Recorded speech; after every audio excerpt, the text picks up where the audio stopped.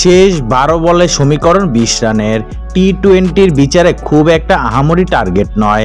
19তম ওভারে খালেদ আহমেদের প্রথম বলেই 4 মেরে গায়নাকে ভালো শুরু এনে দেন ডেভিড ভিসা। 2 বল পর আরেকটি ছক্কার মার ডোয়েন পিটারিয়াসের ব্যাট থেকে।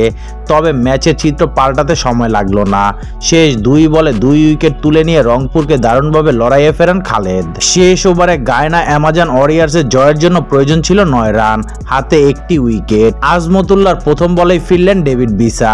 8 রানে জয় পেল রংপুর রাইডার্স। গ্লোবাল সুপার লিগের বর্তমান চ্যাম্পিয়ন নুরুল হাসান সোহানরা। গায়নার প্রভিডেন্স স্টেডিয়ামে গ্লোবাল সুপার লিগে নিজেদের প্রথম ম্যাচে স্বাগতিক গায়না অ্যামাজন ওয়ারিয়র্সের বিপক্ষে টসে জিতে শুরুতে ব্যাটিং বেছে নিয়েছে নুরুল হাসান সোহান। কায়েল মায়ার্স, ইফতেখার আহমেদ, আজমতুল্লাহ, ওমর জায়, হারমিত সিং ও তাবরিজ শামসি 5 বিদেশিকে নিয়ে সাজানো হয় রংপুরের একাদশ।